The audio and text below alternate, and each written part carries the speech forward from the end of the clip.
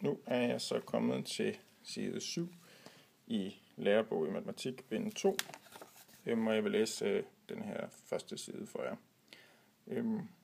Overskriften for hele kapitlet er funktioner og deres fortegn, men vi skal kun kigge på det her, der hedder regning med funktioner. Og det kommer primært til at dreje sig om den her definition 1. Så der står, ud fra to funktioner kan vi danne nye funktioner ved hjælp af de almindelige regneoperationer.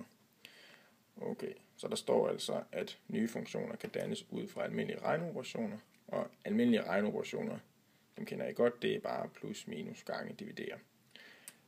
Og det bliver også uddybet hernede i definitionen. Så der står, antag at f og g er funktioner, og k er en konstant.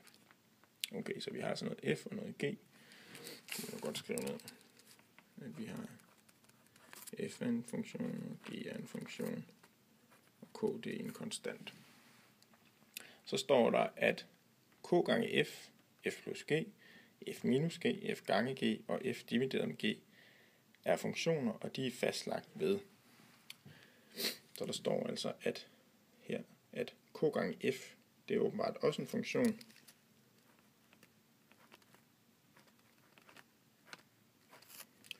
Og den er simpelthen fastlagt ved bare at være k gange funktionen f. Det står der. Så det skal vi lige uddybe med et eksempel. Så hvis nu f af x, den hed x i anden, og k var 2, så ville funktionen 2f af x simpelthen bare være givet ved 2 gange med, det er ikke skrevet helt perfekt, så bliver k gange f af x lige med 2x i anden. Og så står der så, at den har sin definitionsmængde, sådan at de x'er, der kan bruges, de ligger i definitionsmængden for f.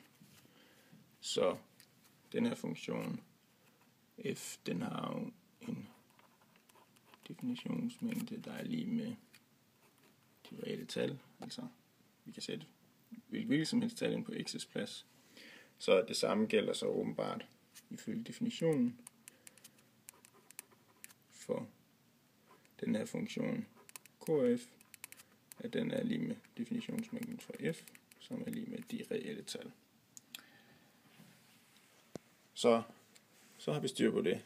Så går vi så videre til den næste, hvor der står f plus g af x er lige med f af x plus g af x. Så hvis vi nu definerer funktionen x i anden til i x,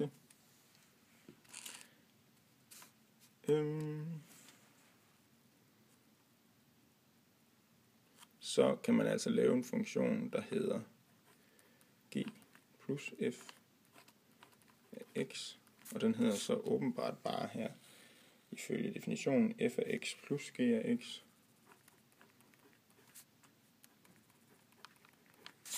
Og det vil sige, at i det her tilfælde bliver det x i anden plus i x. Og hvad er definitionsmængden så?